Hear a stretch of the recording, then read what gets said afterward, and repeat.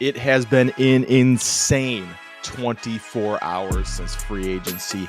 Legal tampering opened up on Monday, and we are going to break down all of the transactions that have happened so far and the fantasy implications that come from that.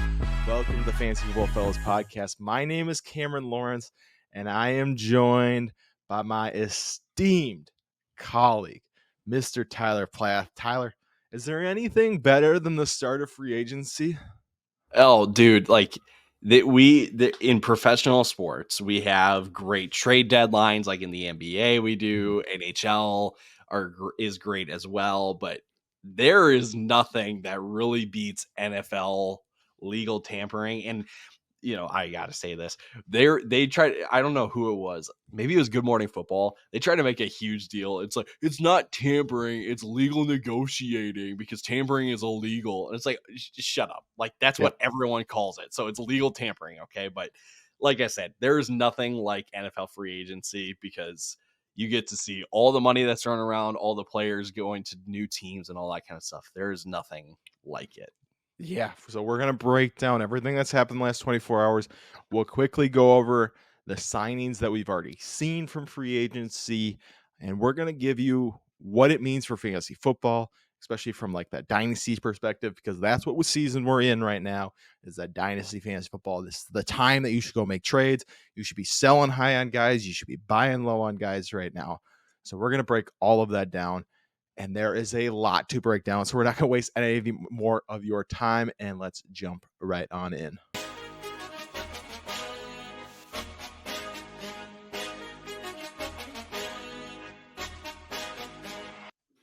Alrighty. Like I said, this has, we've had some teams re-signing guys already that have some pretty big, just fantasy implications. Mike Evans and Baker Mayfield both returning to Tampa Bay. Mike Evans on a 2-year, $52 million deal, 35 guaranteed. Baker, 3 years, $100 million, 50 guaranteed. A similar contract to the Geno Smith one from last year for Baker. Ty, should we be expecting a lot of the same from what we saw from Tampa Bay last year? Do we think they take a step forward, step back? What are your thoughts on Tampa Bay kind of running it back again this year? I keep going back and forth on Tampa. They are. I mean, they have brought everyone back. Ryan Jensen, their center, retired. That's really like the only major change in the offense. That being said, though, I should also say they're looking to add another running back as well. They want a counterpart to Rachaad White. Yep. So in a sense, like, you would think like, oh, well, everyone's coming back. It should be just as good, maybe the same as it was last year. I'm very concerned about Dave Canales leaving, though. And I think it's Liam Cohen is their new offensive coordinator who has worked under Sean McVay before. He was just at Kentucky last year, I believe it was. It's not the same as Dave Canales. So I'm going to stay even keeled. I'm going to stay kind of on the even line as it was from last year. I should say this. Bringing back Baker, bringing back Mike Evans, and now you're going to add another running back. Those are all very good signs for this offense. They're not really going to take a major step back, in my opinion, because they are bringing back the same talent that got them to where they were last year. Yeah, and that's kind of what I think as well. I think you can expect a lot of what we saw last year, and so it'll be interesting, especially come the draft time for redraft. Where does Mike Evans end up? Right? Are we going to see him as a top 3 second round? Yeah, because he was the wide receiver 7 last year. So do people go, Baker's back? It's going to be the exact same, or are you going to be like, see him at the end of the 4th round, and you're like, hey, I got a discount again on Mike Evans 2 years in a row. That definitely be something to watch. Another big thing that happened, Jerry Jeudy traded to Cleveland. Right? Is he a guy we talked about? Like, we're going to talk about a little bit from a dynasty perspective. Is he a guy that you're interested in buying in on, or are you just like, you know what? I am just not going to enter the Jerry Jeudy sweepstakes this year. I would say I'm not going all out to go get Jerry Yeah. Jeudy. He might be a piece that you are I'll take a flyer on and I'll Mhm. put him into my trade with my league mate just to because we don't know what's going to happen now with Jerry Yes. Jeudy, but I I don't think going from Denver to Cleveland, even though Cleveland has a much better offense than Denver does, I don't think it's going to be this substantial uh increase in production for Jerry Jeudy where he Mhm. becomes a league winner or a staple in your lineups or anything like that. He's someone that you take a flyer on, you take a chance on, but you do not have high expectations because again, we just don't know what this could be for Jerry Jeudy moving forward. So I'm not investing really anything into Jerry Mhm. Jeudy at this moment.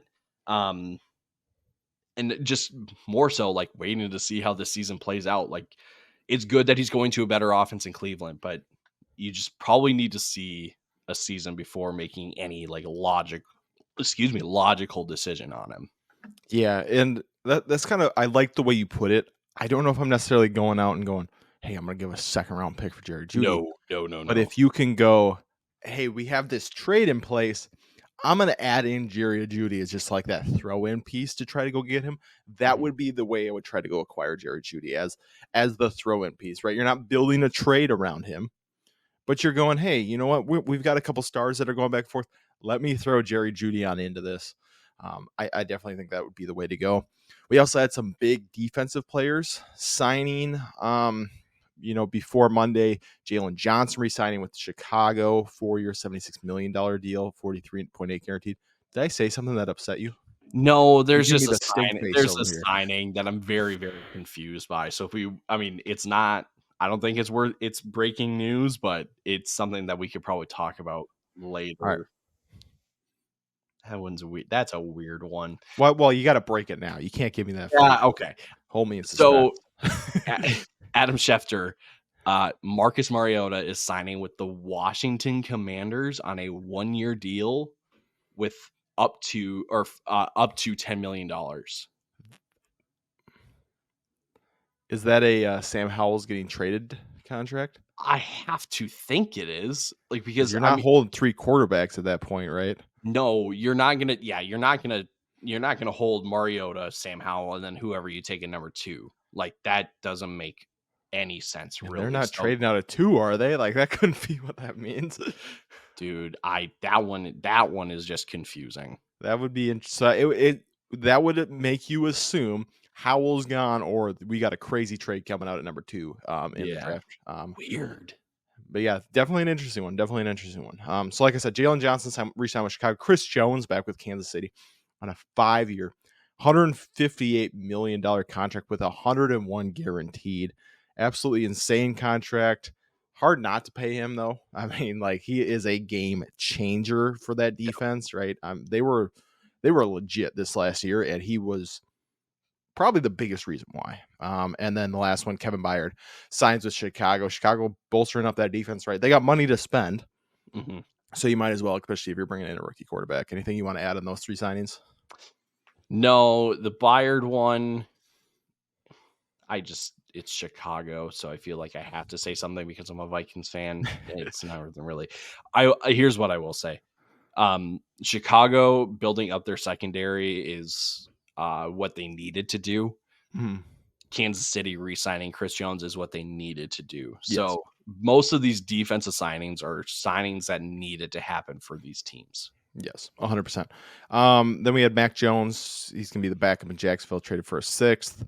Kendrick Bourne resigns with New England, 3 years, $33 million, 19.5 million. That's not guaranteed. Is it 19.5, but it can go up to 33 with incentives? Is that what it is? Yes. All right. And then what Zach Ertz signs a 1-year, up to $5 million contract with Washington. I think those are more just stuff to keep in mind, right? Going into next year. Kendrick Bourne, obviously coming off the ACL tear, he's probably the only one that will end up being. I mean, I guess Zach Ertz, he could surprise us in Washington, especially depending on who they bring in. Maybe, I'm not going to make a move for anything, but waiver wire tight end come, redraft season, he could be that kind of guy. Absolutely. And then the last one they have for Monday, obviously, Russell Wilson. We talked about the last episode that, they cut him $85.5 million of cap space on the books. So he signs the league minimum with Pittsburgh. All right, Ty, right now, who's the starting quarterback for Pittsburgh this fall? Is it Kenny Pickett or Russell Wilson? How the mighty have fallen. The fact you even have to think about this is wild. But I agree. That's where I'm at. I think it's Russell Wilson. I think so. But is it really that much different than if it's Kenny Pickett?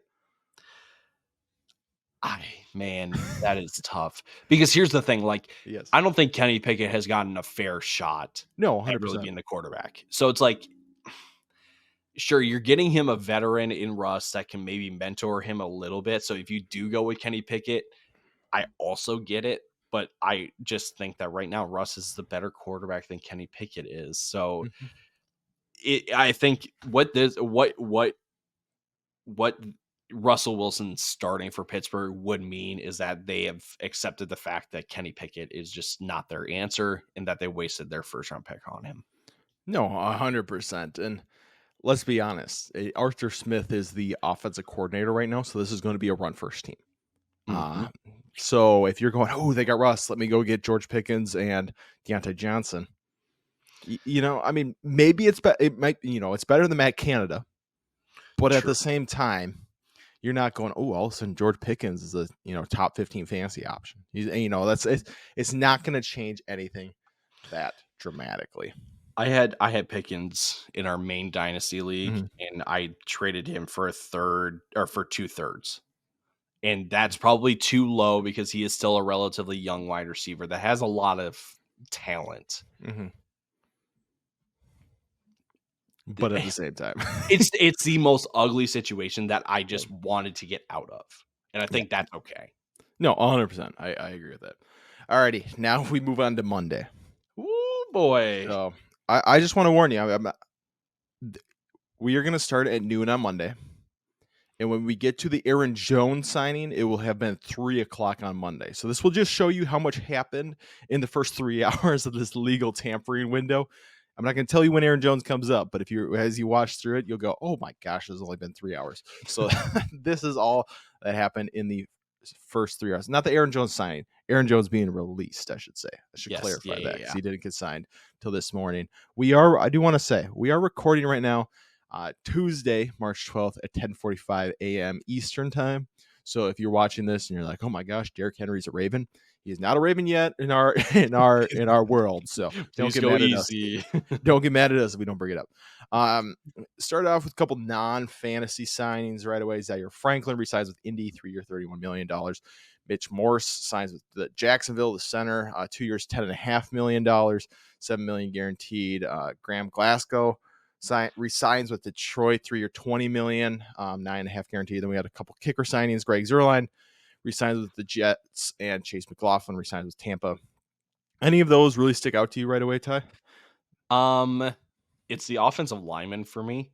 So Glasgow re-signing in Detroit was necessary because they were going to lose either Glasgow or Jonah Jackson. So getting one of them back is good for their offense. Yes. Mitch Morse going to Jacksonville, I think, is a very, very underrated signing. Their offensive line had been very was always in flux, and getting and I've really started to pay attention to how important a center is in the offensive line. I mean, you look at it's not like this for every team, but you look at Philly, Jason Kelce is your center, now retired. Congrats on your career, Jason. It made their entire offensive line better, right? Yep.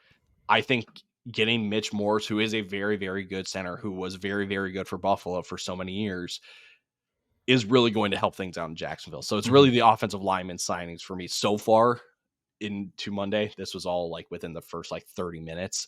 Yeah. Those are great then for your running backs in those teams and stuff like that. Even their quarterbacks too, and staying upright. Yep.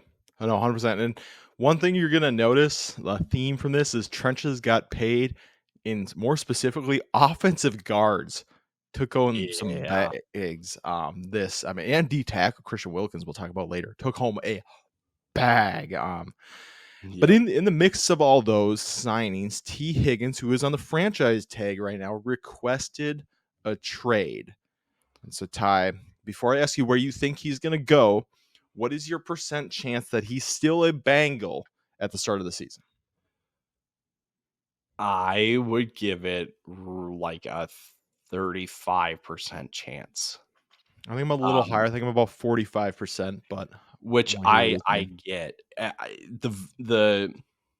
The sense that I get with T. Higgins, and I think it was Schefter who tweeted this out.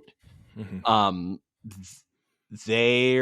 What was it? There was no talk of a long, what is it? Oh, that's right. Oh Since yeah, March 2023, right. no talk of a long-term contract.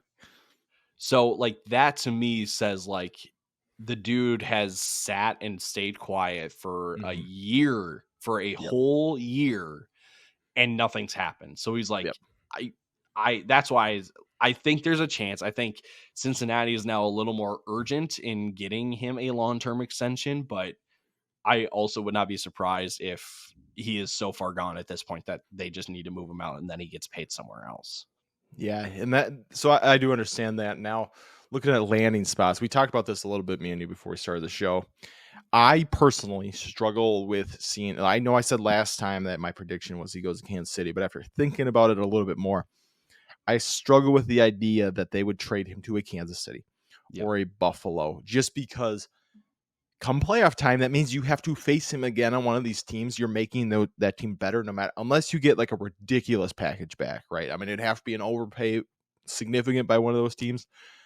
So where's a realistic landing spot? And give me a hint on one of yours, and I really really liked it. So I'll give you three, and these are like my three favorite spots for Mhm. T. Higgins.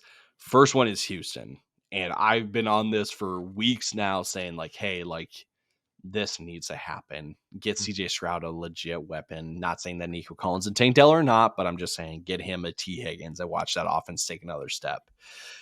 Another one that I saw was, and I also now am a firm believer that this needs to happen, is Detroit. Oh, I love that Um, one. Not as a getting, Vikings fan. As a Vikings yeah, fan, that scares the I crap hate out of me. it. But from an Yeah, NFL standpoint, yes, I love that one. like pairing him up with Amon-Ra St. Brown, look out. Just look out. Um, the third one then, I mean, you could really kind of take your pick of the litter, but Carolina is not likely. That's the new report also this morning, is that Panthers trade for T. Higgins is not likely. So you're kind of looking at maybe the fringe teams. I had a team. I had a third team and I had lost it. So now I'm trying to like process out loud. But I'll just condense it to two teams. Houston and Detroit. Those are really the two teams that I'm like, if they can go out and get a T. Higgins, they are instantly like one of the biggest winners from this like free agency period. No, I agree. I think those would be. I think both of them would be a lot of fun. I think there'd be a lot more people upset if he went to Houston, just Yeah. because you're like, well, what about Nico Collins, Tank Dell? And I think they could be a great duo, right? I don't think it's a necessity for them to add a wide receiver, but Mhm. at the same time, that offense with those three would be, unbelievably fun to watch, especially if they can find a way to add either a running back in the draft, one of those early running backs, or someone from free agency. Um, Moving on then from T. Higgins, we had another wide receiver who was franchise tagged to Michael Pittman. He signed a 3-year, $71.5 million deal, 46 guaranteed. And this is boring, right? Because it's just re-signing, but it is huge for Anthony Richardson, right? We Mhm. saw Michael Pittman really show up this last year. The fact that for pretty much the extent of Anthony Richardson's rookie deal, he will have Michael Pittman no matter what on that team is going to be very big for him. Are you expecting a lot of the same what we saw Michael Pittman? Do you think he cracks a top 10 wide receiver? Or do you think he's kind of firmly cemented as that, like, he's a good wide receiver too in fantasy football? Um I think it's cemented him as a wide receiver too in fantasy football. Yeah. We've talked about it before. The only way that he's going to be able to crack like that top 10 threshold is if he finds the end zone. Mm-hmm. And I would not be surprised if there's a little bit of an uptick. Maybe we see 5 or 6 touchdowns this year from him. Mm-hmm. I just don't think the offense is built to get their wide receivers into the end zone. And I think it's built more so for Anthony Richardson and Jonathan Taylor to do that. Yep. Yeah. And I 100% agree. That's kind of where I'm at. I think he'll put up good numbers, but I don't think you're going to be like, ooh, we have a new AJ Brown or something, something like that. Like, I don't think he's ever going to get to that elite point because of the way this team is built. Yep. We then had DeAndre Swift signed with Chicago. He was the first big running back name to sign, 3-year, $24 million, 15.3 guaranteed. If that number sounds familiar, it's similar to what we saw running back signing for last year. A Miles Sanders signed for pretty much the same contract with Carolina last year. But man, Khalil Herbert still there. Rashawn Johnson still there. Is Swift the starter now on this contract, or are we going to see a three-headed beast in Chicago? Because that's what I'm worried of. Is it's the three-headed beast. Yeah, I mean, so essentially, this contract is really a 2-year, $16.5 million deal. Yep. Which tells me that they want him to be the featured guy, at least. Not to say that then Roshan is then out and Khalil Herbert is also out of the frame, but I mean, the guy is, I mean, his annual cash flow is $8 million a year, and like that's not the most, but that's certainly a lot more than I think a lot of people expected DeAndre Swift to be signed for. Yeah. So I would not be surprised if he's the featured guy. And I was thinking about this too. The reason why I think Chicago went out and signed him is because they needed more of a receiving threat out of the backfield. That's why they went out and signed Swift. And he's really the only running back out there that is that kind of threat. You can make the argument that like Saquon is to Josh Jacobs is, if you really want to, Tony Pollard even as well. But it's like DeAndre Swift is really he's the receiving first back almost. Oh yeah, in some ways. Like I think I keep going back and forth because I saw the way that he was used in Detroit, and I'm like, I don't really think that was his way of being utilized. He went to Philly, and it's like, dude was not really used in the receiving game at all because Jalen Hurts just likes to run and he doesn't check down. So it's like, that sucks. And then he didn't score any rushing touchdowns because it would just tush push. And it's like, see, I don't think that's the way to be used either. So again, I think all of this is really signaling that Chicago wants to utilize a running back out of the backfield more often. So that's why I'm going to say he's more featured than he is like a lead or the main guy in the backfield. Yeah, I'd agree. I think it's going to be not in the same way, but I think DeAndre Swift, after his time in Chicago, is going to end up being, from a fantasy perspective, you're always slightly disappointed, right? I think Roshan, Khalil are just going to be in this offense enough where you're like, man, dude, if it was just DeAndre Swift, he'd be fantastic, right? Last year, it was like, if there's no Jalen Hurts, he would have had a great year, right? In Detroit, there was a couple times where like, if they would just give him the ball, he'd be fantastic. I think that's kind of just going to be the theme with DeAndre Swift from a fantasy perspective moving forward. Then we had the Vikings make a splash. Jonathan Grenard signed for 4 years, $76 million, $42 million guaranteed. It kind of feels like here they're moving on from Danielle Hunter. They still wanted an edge presence, so you go get Grenard, who probably going to be about $5 million less per year than Danielle Hunter, who's a younger guy. I don't know if you want to add anything to that signing. Hard not to, as a Vikings, add anything as a Vikings fan. But, that's kind of where it's at. But I will let you talk on this next one because this is your guy. If Lucas was on right now, he would be fuming over this. There was no one more upset about this than Lucas. He didn't like this because he's a huge fan of Tyjae Spears, but he also didn't like it because he personally thinks it's just a bad signing by the Titans, who signed Tony Pollard to a 3-year, $24 million contract. Tony Pollard, are you back in on him this year, or how are we feeling about Pollard now? So before I really kind of tell you all my thoughts about Tony Pollard, I feel like I have to play this in honor of our friend and our host, Lucas. because of how much love he had for Tyjae Spears and now Mhm. Tony Pollard coming in to Tennessee. So give me 0.5 seconds here.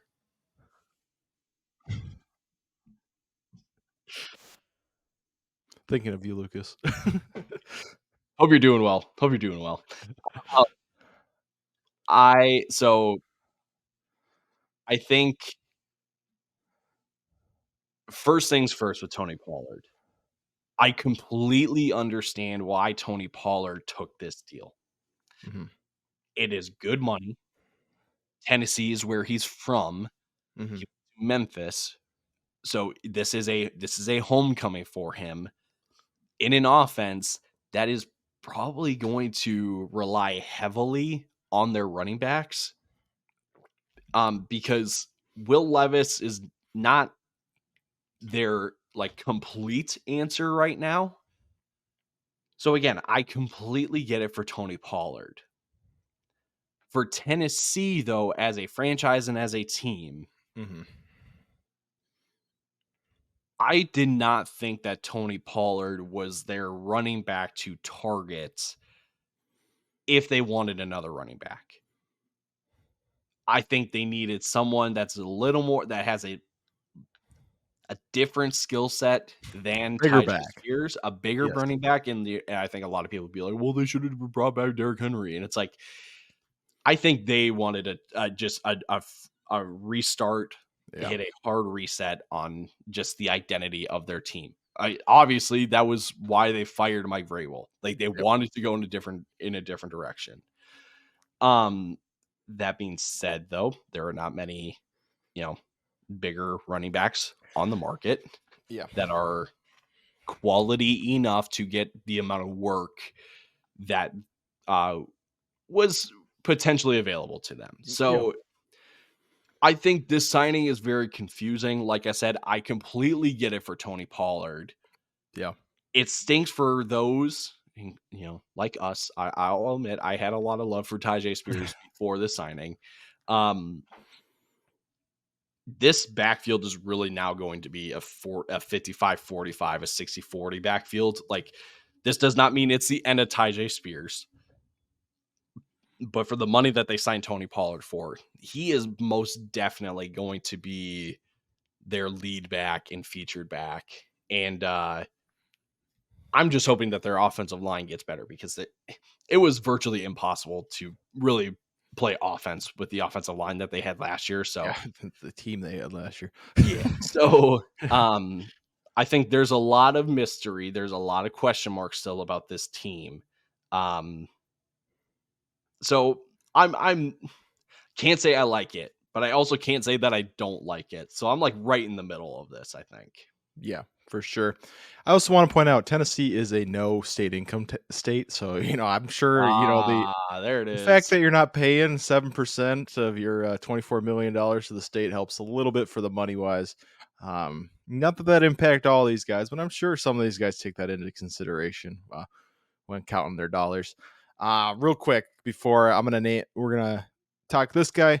List a whole bunch of guys, non-fantasy specific guys. Talk about them super quick, then take a break, and then come back with the rest of free agency. But Gabe Davis signs with Jacksonville on a 3-year, $39 million, 24 million guaranteed deal. Honestly, kind of feels like the MVS deal with KC Yep. from a couple years ago. Um, it'll be interesting. It feels like this means Calvin Ridley is gone. Yes. But it also feels like you're bringing in a guy with a similar skill set to like a Zay Jones, Exactly. which was my first thought was interesting. I don't know if that's necessarily where I would go with this. Um, so maybe this means they don't believe in Zay Jones either.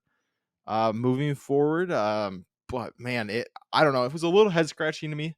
I don't know if you thought any different, but yeah, No, I'm completely with you. The other part of this, I did not really know what kind of market there would be for a guy like Gabe Davis, yeah, who like I have to remove all fantasy, opinion when it comes to Gabe Davis and just look at him as a talent. hmm I didn't really know what kind of market there would be for Gabe Davis. yeah, So getting what he got and going to Jacksonville is just like, whoa. Okay. Yep. Like that's Gabe Davis was the one that I did not really have a whole lot of expectations going into this. And I'm just left confused really by everything. Yeah, no, 100%. That's exactly where I'm at. All right. Like I said, we got a couple non-fantasy specific. Lloyd Cushenberry signs with Tennessee, 4-year, $50 million, 26 guarantee. For those, Building up the offensive line. he is a center. So, like Ty said, they need to build up that line. They start from the inside. Hopefully, they kind of continue to move out. Yeah. D tackle Christian Wilkins signs with Vegas, 4-year, $110 million, 84.75 guaranteed. We were hoping that he was going to be a Viking for that reunion with Brian Flores, and then we saw that number. And we said, No way. good for you, Christian. Go get that bag. I'm glad that the Vikings didn't give you that, though. D tackle Dorrance Armstrong signs with Washington, 3-year, $45 million, 22.125 guaranteed, as they kind of look to rebuild that defensive line that they kind of tore apart at the end of last year. Tyler, I'm going to screw this name up. Biotic. Ooh, I would not have gotten that. Signs with Washington center, 3-year, $30 million, $17.5 million guaranteed. Darnell Savage, the safety from Green Bay, signs with Jacksonville now, 3-year, $21 million. Colby Parkinson, signs with the Rams, 3-year, 22.5. And then the Rams also signed Jonah Jackson, who Ty mentioned earlier, offensive guard for 3-year, $51 million, 34 guaranteed. As the Rams kind of look to continue to build on that blocking that offensive line, Colby Parkinson is going to be a blocking tight end as well. I think that's the new movement we've seen is teams bringing in that second tight end who's blocking focus, $7 million a year. We saw it with John Oliver last year for the Vikings. Is it John Oliver? It's not John Josh Oliver. Oliver. Josh Oliver. I knew John Oliver is a host on a late night somewhere. Josh Oliver makes a lot more sense. I'm second guessing myself. I think it's Josh Oliver because John Oliver is a host on late night. So I said it. I knew it was wrong. And it is Josh Oliver. I list off a whole bunch of signings there, Ty. Do any of those, like we talked about like I said, the Rams earlier, building up that offensive line. Anything else that really sticks out to you among all those signings that I just listed off? Again, it's the offensive lineman. Biotic going to Washington was needed. They are going to continue building up that offensive line. I like to see that. Cushenberry going to Tennessee, again, building up the offensive line. And even the Rams with Colby Parkinson, like you said, getting a blocking tight end, Jonah Jackson, another offensive lineman, interior offensive lineman, like Tennessee, Washington, and the Rams all signaled that they want to protect their quarterback, but also improve their running game. And that's great news then if your name is Kyron Williams, if your name is Brian Robinson, and a guy that we will name later down the road who signed with Washington, and then Tyjae Spears and Tony Pollard. Great news for you guys. Breaking news. Jameis Winston has signed with the Browns. It's not really breaking. I just wanted to hit it. But Jameis Winston is now a Brown. 1 year guaranteed. So he is the new backup. That means I would assume Joe Flacco is on his way out. But we're going to take a quick break, hear from our friends at Underdog, and then we will fly through the last half of not even half. We're barely even halfway through, but we will fly through the rest of the free agent signings so far.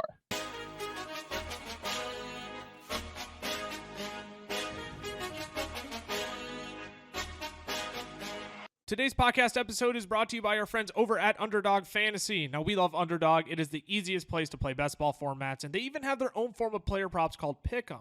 You can make up to 20 times your money on a single night by correlating props together.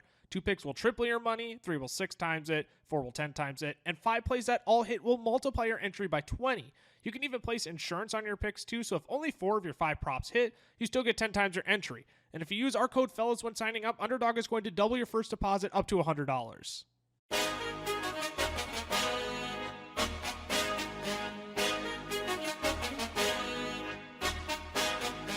And we're back.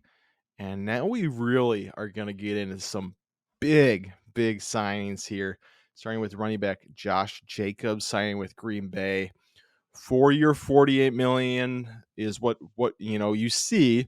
$12.5 million guaranteed plus a signing bonus. But Ty, why don't you just explain a little bit about this contract, because it's not exactly a 4-year, $48 million contract, is it?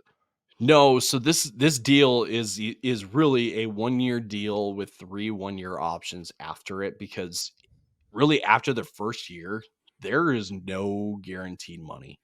And there's a lot of bonuses, there's a lot of workout bonuses, a lot of roster bonuses, all that kind of stuff. I mean, this year he's getting a $12.5 million signing bonus. What was I had his contract up. Let me pull it up one real quick. This is embarrassing. I'm unprepared on the pod. That's right. We forgive. So thank you. I mean, yeah, so $12.5 million signing bonus, 12.5. That's his only guarantee, really, is his signing bonus. Everything else is purely roster bonuses, workout bonuses, all that kind of stuff, which very strange. I get it. That's a very team favorable yes, like contract. As a Packer fan, you got to be happy about it. Well, there's so many thoughts that just hit my head. I couldn't say anything. So there's the side of this where you're moving from Aaron Jones to Josh Jacobs, and you're like, okay, we're getting younger by 2 years. So it's like, okay, I can see that.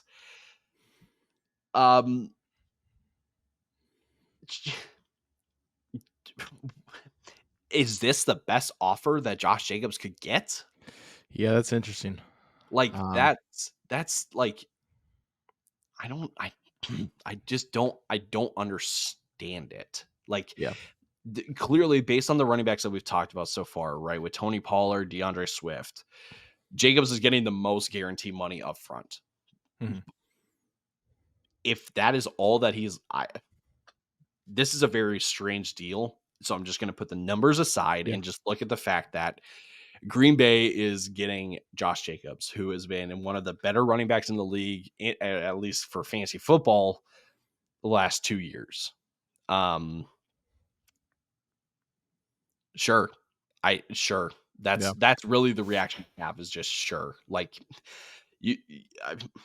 sell me on the move, I guess. Like, if you think you have the answer why this move was made, go ahead. Let us know in the comments. Like, I'm very like, why? Okay. Yep, definitely. Alrighty. Philly then signs former Jet Bryce Huff, defensive end, 3-year, $51 million, $34 million guaranteed. And then we got probably the biggest signing of the day. And for a lot of people, including us, I think one of the most surprising, Josh Jacobs was a surprising contract. This one as well. Kirk Cousins signs with the Falcons for a 4-year, $180 million contract, $100 million guaranteed plus a $50 million signing bonus. So the $50 million signing bonus is going to be part of that 100 guaranteed, right? So it's just 50 up front. Then gets 100 over the first 2 years, essentially. So this is really a 2-year, $50 million, right? 2-year, $50 million a year contract, 2-year, $100 million contract. And then obviously if they keep him after those next 2 years, but a lot to give a guy who is 36 years old coming off an Achilles tear. However, the fantasy implication of this, right? The fact that Kirk Cousins is going to throw to Drake London, Kyle Pitts, Bijan Robinson, right? The team that's just been in Arthur Smith jail is now freed by a new regime coming in from the Sean McVay system, bringing in Kirk Cousins. Are you as excited for Drake London, Kyle Pitts, and Bijan Robinson as I think every single other person in the fantasy community is, or are you cautiously optimistic? No, I'm very excited. I'm ecstatic. The thing is, though, I think the window to buy those guys is officially over. Oh, 100%. If you are going to try to buy them, you are overpaying at this point. And because I feel like I have to say this. I just said that Drake London is one of the best dynasty buys in a recent podcast episode. That is Yep. He was a great dynasty buy. he was. It's past Yes. tense now. Yes, exactly. Yes. And I just sold Drake London yesterday, right after the signing. I sent him and Jahmyr Gibbs, which hurt my heart a lot, to get Jamar Chase, the 106, and Jalen Warren, which some of you may go, why are you giving up, now a top 10 dynasty wide receiver, top 3 dynasty running back, to get Jamar Chase? I think Jamar Chase is worth it. Plus the 106, I think, helps a lot. And I think I know you. I know you sneaky like Jalen Warren this year. I know you're in on that with me. Oh, I was still sneaky like him with Arthur Smith. Yep. So I know you're in on that with me. So that's a move I made. That's selling high on Drake London there. But yeah, I think from a fantasy perspective, you probably got. I mean, Drake London is going to be taken as a top 12 wide receiver this year.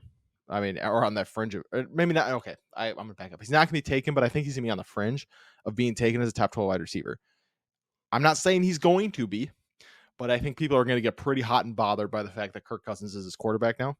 Mm-hmm. I still think Kyle Pitts, I honestly think he's probably going to be the best value because there's so many young tight ends at this point who have come up. He's had 3 years of burning people in a row that I think people are still going to be slightly hesitant on him, that his ADP is probably going to be the best. Bijan, I don't know if it affects that much, right? I think the second Arthur Smith was gone, people are like, he's still a top 2, top 3 running back in fantasy. Anything you want to add on that from a fantasy perspective for those guys? There's probably a whole podcast episode that we could do about what this means for Minnesota. Yeah. Because 100%. Yeah, we didn't even touch on the Minnesota aspect. That's just Atlanta. Yeah, like they made a quarterback move. They'll probably make another move in the draft, but It's the end of an era. It is the end of an era, and a lot of those weapons now have a much different outlook now. Yes, 100%. Speaking of a guy who has a different outlook, Mr. Saquon Barkley signs with Philly. Mr. Saquon Barkley, who's now dead to Tiki Barber, to the entire state of New York. If you did not see, Tiki Barber came out and said that he can't even believe that Saquon would ever consider signing with them, with that team over in Philadelphia, and that he is now dead to him in the entire state of New York. But can you really blame Saquon? He goes out and gets 3 years, $37.75 million. 46.7 is the max of that contract with all the bonuses. 26 guaranteed over the next 3 years. And to be honest, his best chance ever of making the Super Bowl since he's been in the league. But tush push has not been outlawed. Jalen Hurts is still that quarterback.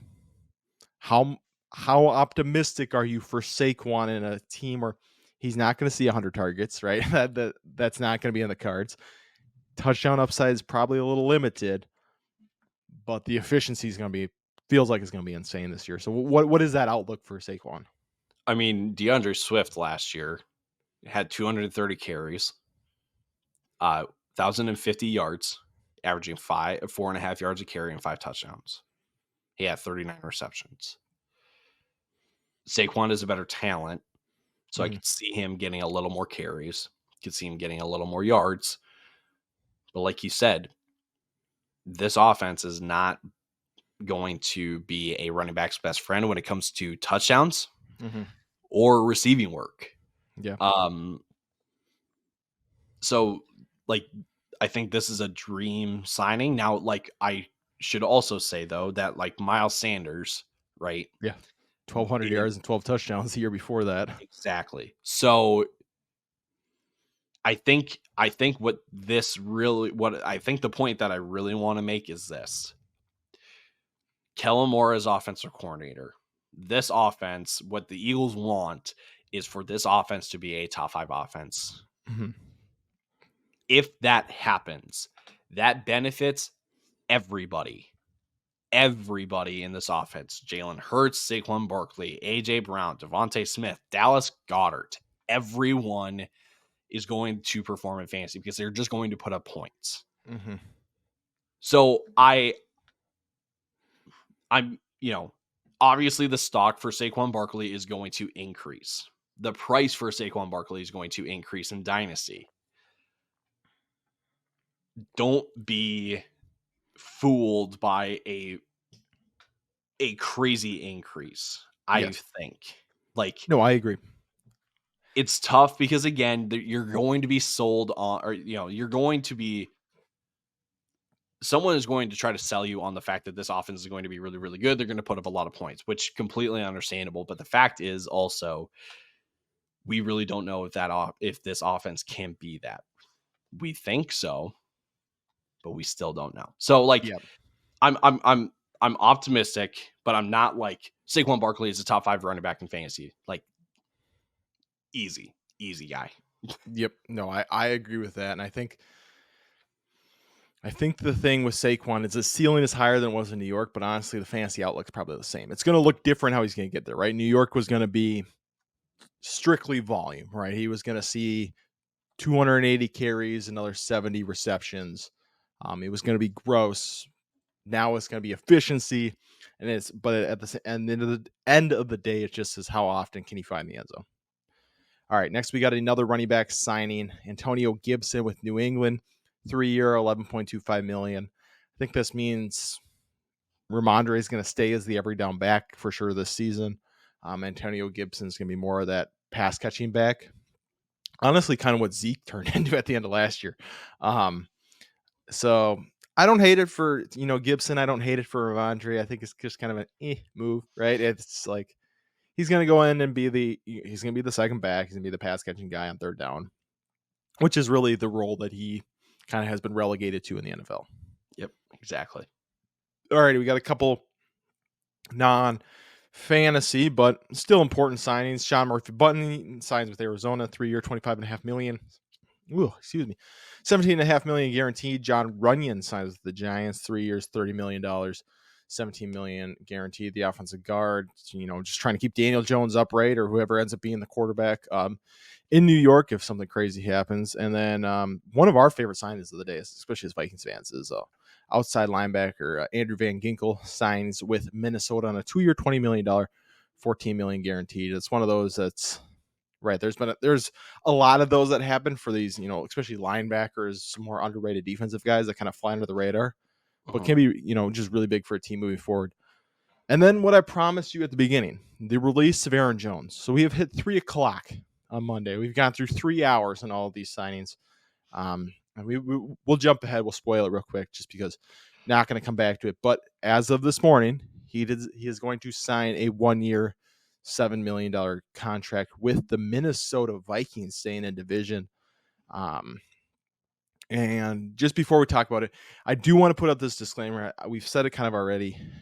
These are verbal agreements at this point. There is the chance that any of these can be reversed later. We saw this with like Anthony Barr to the Jets a couple of years ago, where they have a contract come Wednesday when it's time to sign. It's not signed. Things change. But 99% of these are going to, this is the team they will be on. But there is that rare thing I do want to say. Aaron Jones of the Vikings, Ty. How do you feel about it? What is if you had a guess right now, where does Aaron Jones finish fantasy wise this season? Just give me a range. Give me exact. I would say somewhere between 15 and 20. Okay. So we're not expecting an elite year from Aaron Jones, but he's solid enough that he could be a running back 2 on your team. Yeah, the Vikings offense, I mean, yes, they couldn't really get a run game going with Alexander Mattison and Ty Chandler, and Aaron Jones is better than both of those guys. So maybe there's a little bit more then that the running back can do to help out in the run game, but I still think that there's bigger issues than just the running back. Mm-hmm. So I think it's a good move from Minnesota. But I don't necessarily, because here's the other thing too. We're going to talk about their offense in a couple players. Their offense is not going to be as efficient as it has been with Kirk Cousins. Mm-hmm. So like there will still be production to be had. There will still be, yards and touchdowns and stuff like that, but it's not going to be something that's like, oh, he's a top 12 back because he's going to be on one of the better offenses. It's like, not exactly. Yeah, no. And I agree with that. Ooh, this one is big. This one will do it for. Rather than releasing Joe Mixon, the Bengals are trading him to the Texans. Wow. There it is. In Houston. We talked about it. Joe Mixon. So we actually hadn't got there. And you know what? Joe Mixon is going to be there. Zach Moss is now in Cincinnati, but Ty, as a dynasty manager with Joe Mixon, let me say I'm pretty happy with this one. I'm not too upset. But let's talk about it from a fantasy perspective, right? Joe Mixon goes there now. Could we see a top 10 year from Joe Mixon, right? We know he kind of ugly volumes his way into those conversations, or are you looking at him? It's kind of the same way you're looking at Aaron Jones of that 15 to 20. I think we're looking at like 10 to 15 because I think Houston's offense is going to be better. Yes. But I also worry just with the tread on the tires with Joe Mixon. And it's kind of a similar vibe that I have with Josh Jacobs going to Green Bay. Like, they're still 26, 27 years old. So it's not like they're at the complete end of their, I'll just say their prime physical years. But both of those guys have had a ton of carries and had a ton of touches. So like, again, I think a lot of people are going to get very, very excited, just like you were just now, about Joe Mixon going to Houston. Because I thought he was dead. I thought he was dead. So yeah, that was a worry though, that like he was gonna hit free agency, and it's like, well, where is he gonna go? But like, I think this makes a ton of sense for both sides. For Cincinnati to get something out of it, for Houston to get a guy like Joe Mixon that they needed. Because I'm sorry, like Devin Singletary and Dameon Pierce were not really going to cut it for you. So I think this is a move that makes sense for everybody. And let me be the first to say congrats on your Joe Mixon fantasy shares. Let's go. That's what we like to see. But yeah, I mean, from a Houston standpoint, like we thought that they were going to be in on Saquon, and they tried to, but they got outbid by Philly. So it's kind of like, that was their guy. They swung and missed. They need someone to fill in. Trading Devin Singletary, who we can talk about next. Trading him to the Giants, right? They showed they didn't trust Dameon Pierce. So Dameon Pierce was never going to be that guy because they did not, they just didn't trust him. So they were going to bring someone in. And yeah, so I don't know. It's pretty crazy. I'm looking at the time. We're at about 50-ish minutes. So we're going to have to move through the rest of these pretty quickly. Blake Cashman, another linebacker signed with Minnesota. Bile Nichols, defensive tackle signing with the Cardinals, Robert Hunt, I think this is a pretty big one. 5-year, $100 million contract with Panthers. Right, a big one, $63 million guaranteed. Big one money-wise. But the Panthers are going all right. Bryce Young's a littler guy. If we don't fix anything on this offensive line, he's going to have 3 years in the NFL and be done. I think that's kind of what that contract comes down to. I think it's a little bit of an overpay, but at the same time, that is what it is. For them, Jeff Okudah going to the Texans on a 1-year deal. Xavier McKinney, 4-year contract to the Packers. This is one that I think we kind of saw coming as far as them bringing in a safety. Not necessarily Xavier McKinney, but bringing in a safety. Going to list off a couple, then I'll let you talk, Ty. One more. And then, or actually, no, I'll let you answer on those. Any of those really stand out, like from a fantasy aspect, that are going to be significant this year? Again, it's the trenches, but like, it's just one guy. It's not like, I mean, Carolina is doing whatever they can to build up the offensive line, which is good. They need to, but they are still not where they need to be as an offense. Yeah. And then, like I said, Devin Singletary going to the Giants, going to be the running back there. Do you think he starts as the running back in New York? Yeah. Or do you think they add someone else and it's kind of I really wouldn't be surprised if they draft somebody, but I think at this point, like with what they have, what's available, I think Singletary is going to be their starter. Yeah, no, I think so too. I think that's why you trade for him. And they're not really in a position to win now, right? So I don't think, spending money at the running back position is necessarily the best idea. Gus Edwards goes to Los Angeles. Here's one. how do we feel about this Ty? Is he a starting caliber? Does this mean they're drafting someone? Is he going to be a 1B in this offense, or is he just going to be a backup guy that they brought in? I think this is just a backup one where Greg Roman is the new offensive coordinator who was formerly in Baltimore. Right. So Gus Edwards coming here is just familiarity with the scheme and stuff like that. So I would not be surprised if LA, I mean, I'm just going to connect the Michigan dots here. Harbaugh brings in Blake Corum, and Gus Edwards then is a mentor to Blake Corum. Then, like, I really think this is just one of those like cheap veteran moves that isn't going to break the bank, isn't going to hurt you in the rebuild, but is familiar with everything in setting your rookies and your young running backs. Because let's not forget, like, I think they still have Josh Kelly. Nope, he's a free agent. Never mind. They have Isaiah Spiller, who just seems like he's been thrown to the wayside. Got everyone excited pre-draft, and then So this one is just a depth chart move. This is not a really needle mover or anything like that. Yeah, for sure. All right. Bengals then add Geno Stone, excuse me, safety. Another guy moving in division, making some Ravens fans upset. Did you see Lamar like mocked Tiki Barber? He's like, Geno Stone, you're dead to me. You're dead to me. I know. Having fun with it. That's why it's just weird to me that people hate on Lamar. I mean, it's how can you hate on that guy? And then another interesting one. So this is one I want to discuss because this is Gardner Minshew going to the Raiders, right? Mm-hmm. It's him and Aiden O'Connell right now, and it's a decent deal. 2-year, $25 million, 15 guaranteed. Does this mean Gardner Minshew is the bridge quarterback in Vegas? Do you think they still could draft someone? Could they still be in the running for Justin Fields?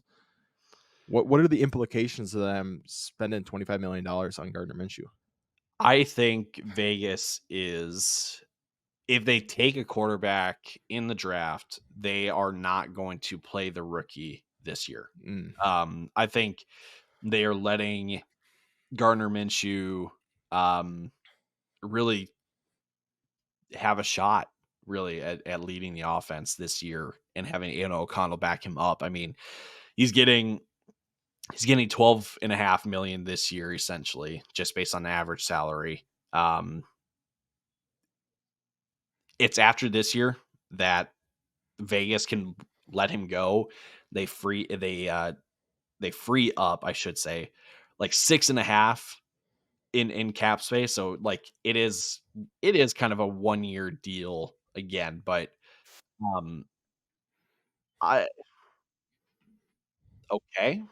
like I don't think I'm super excited if I'm Vegas with the question marks that I have at the quarterback position, and the move is to go get Gardner Minshew. Yeah, no, for sure.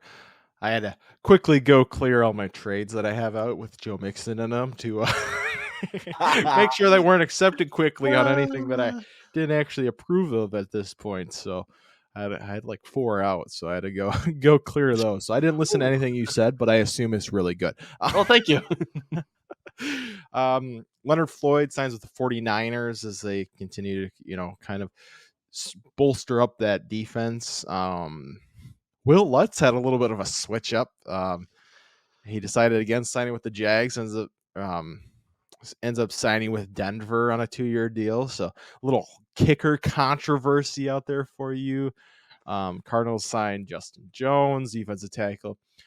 Chargers add tight end Will Dissly. I'm not getting hot. We said this before. We're not getting hot and bothered by any tight end sightings this year. It doesn't matter where they're going. This also doesn't necessarily take the Chargers out of the Brock Bowers situation, right? Will Dissly is not your high-end passing conversation. So that dream can still be alive for you Chargers fans. Although, Ty, I think you might be shutting that down in our next mock draft as a little putting that out there for the people. Let's see.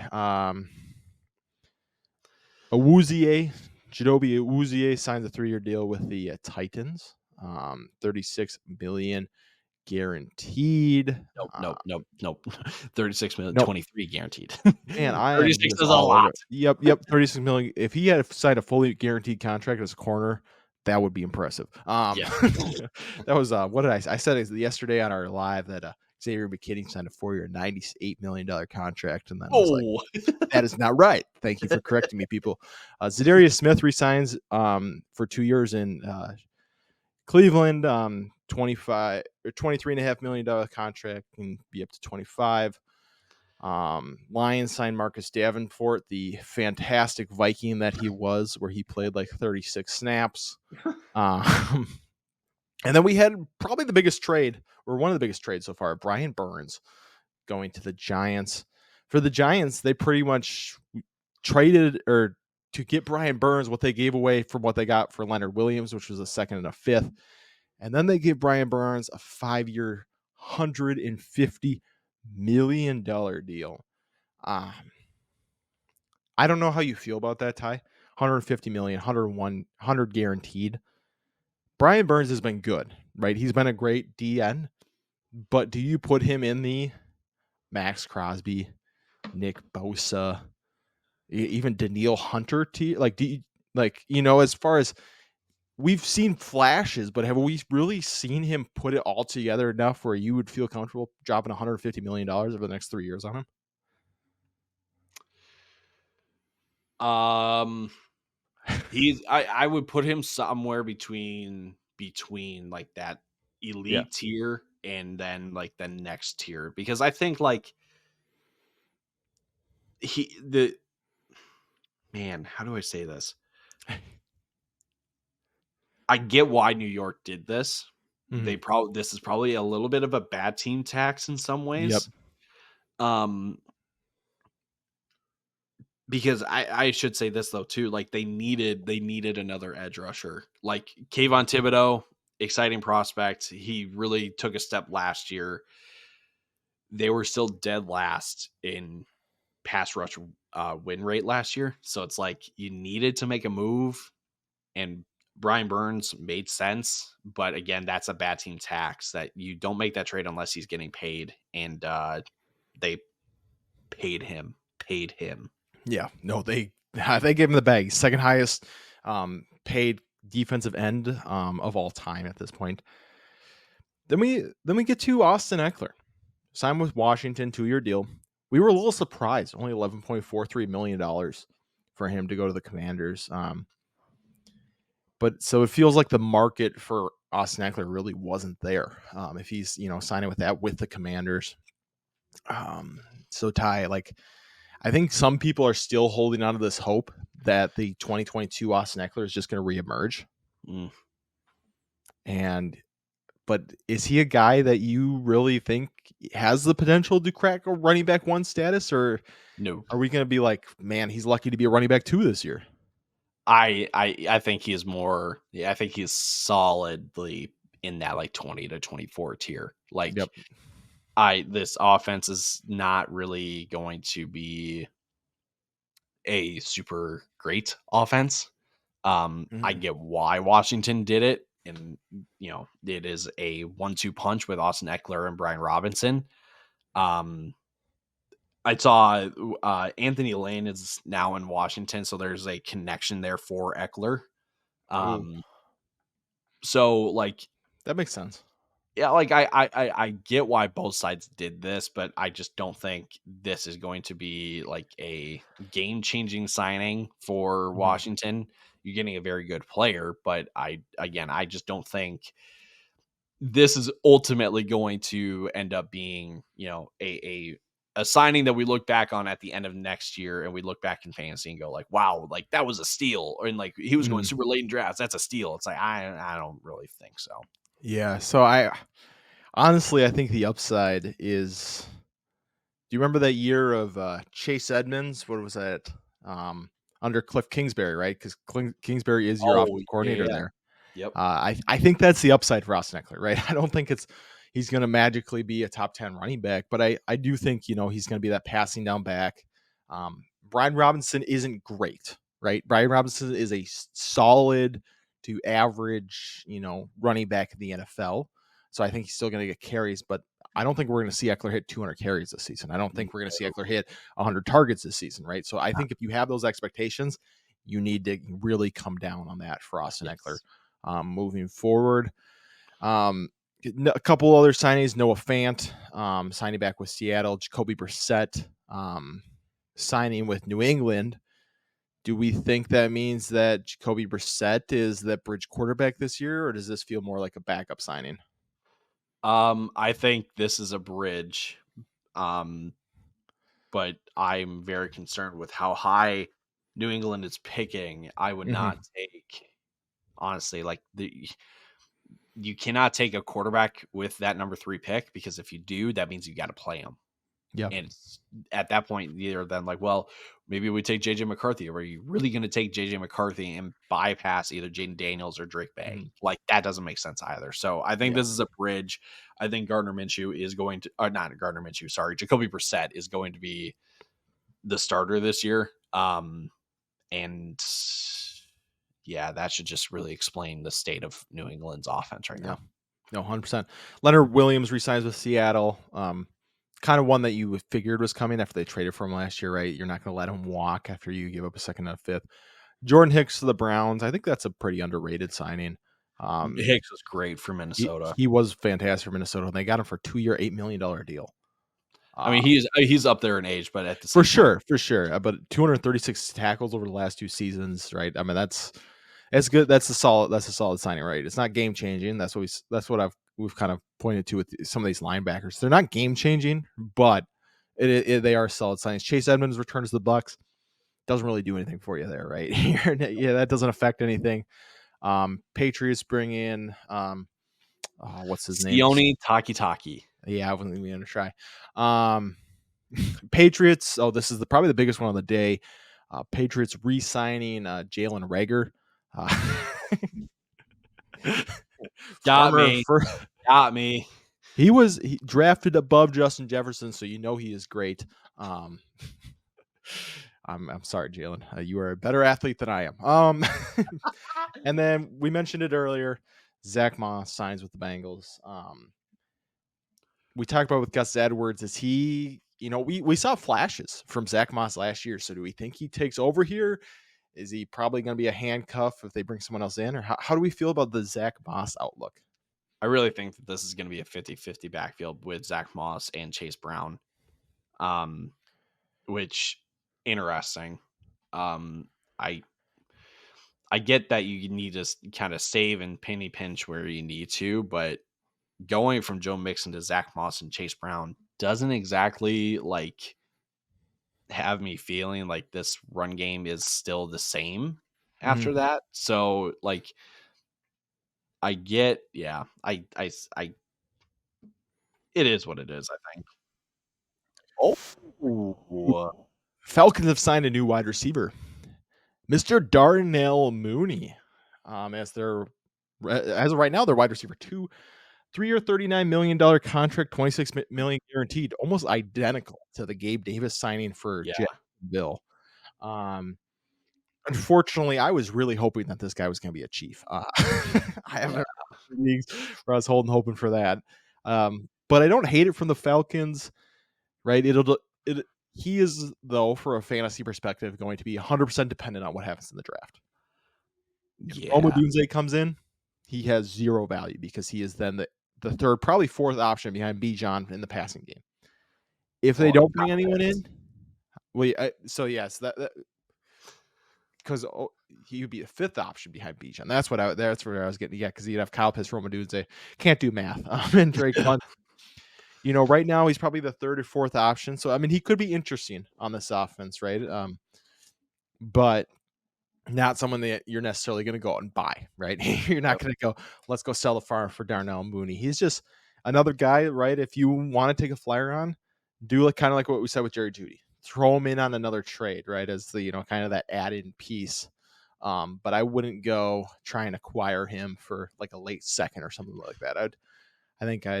That's the way I'd go about it. Would you do anything different with him?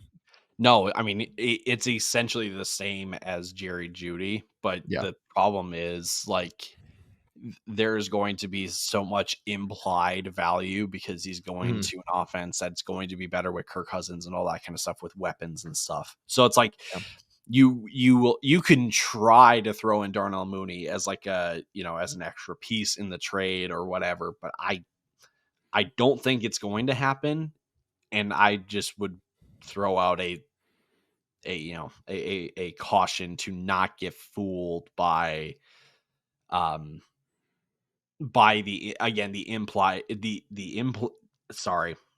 implied value of Darnell Mooney being the number 2 guy in Atlanta now. For sure. All right. We're going to wrap up here quick. We got a couple more signings. Some offensive line signings. Panthers, Damian Lewis, another guard to help protect Bryce Young. Jets take guard John Simpson to help protect Aaron Rodgers, right? You want to keep him upright. Commanders add Nick Allegretti, another guard. Just continuing to pay these guys, right? If you're the Commanders, you're planning on taking, like, especially if it's a Jaden Daniels, right? You want to keep him upright. And then Tyrod Taylor goes to the Jets as the backup. So they want to ensure, if they have what happened last year to Aaron Rodgers, if he gets hurt, they aren't in the same situation. So they took a backup quarterback who also can't stay healthy. And then 1:05 a.m. Eastern time this morning, Vikings signed former 3rd overall pick Sam Darnold to the roster. 1 year, $10 million. Could be similar to Jacoby Brissett. I think it makes a little more sense for them if they stay at 11 if you take a JJ McCarthy, right? Because you're able to let him sit for a year. All right. You don't quite have that same pressure as if you take Drake May 3rd or Jaden Daniels 3rd to throw them in. But yeah, how do you feel about this Sam Darnold signing, Ty?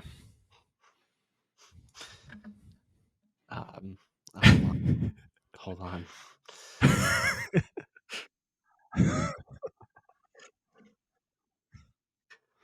Look, nothing against Sam. I bet Sam's a great guy. I bet he is. God, this offense is just not going to be the same next year. Like, you're going from Kirk Cousins to Sam Darnold, okay? And maybe they make a move in the draft. I just think it stinks because there's going to be a year where this Vikings offense is just not going to be as great as good as we remember them to be. Mm-hmm. And it stinks just as a Vikings fan. And it stinks if you are a Justin Jefferson manager in Dynasty, like some people. Wouldn't know them. I get Minnesota had to do something. Darnold probably made the most sense. They weren't going. I wanted Gardner Minshew. They definitely were not going to give Gardner Minshew what he got from Vegas. Mm-hmm. So then your options really are like Sam Darnold, Joe Flacco, Jameis Winston, and it's like, yes, I guess, Darnold makes the most sense. Yep. Alrighty. And then we talked about the Aaron Jones signing. The last thing that happened, we also talked about this, Jameis Winston to Cleveland. So that kind of wraps up where we're at as of 11:47 a.m. Eastern time on March 12th. So if anything happens after this moment, do not get upset that we did not cover it, because we tried to predict the future on TikTok. It did not work out. 1,500 of you called me an idiot for it. So do not get upset at me about it. All right. That's kind of where I'm at. Hey, idiot, be better next time. Yeah, I know. Next time your lives are in my hands for me predicting running back spots, I will be better. All righty. Anything you want to add real quick before we hop off? No, a lot has happened, and just make sure that you're subscribed, because we will be breaking it down on this channel. So again, make sure you're subscribed so you don't miss any of that, so you can be filled in on what everything means, what it should mean for fantasy, all those kind of things. And I'll leave you with this.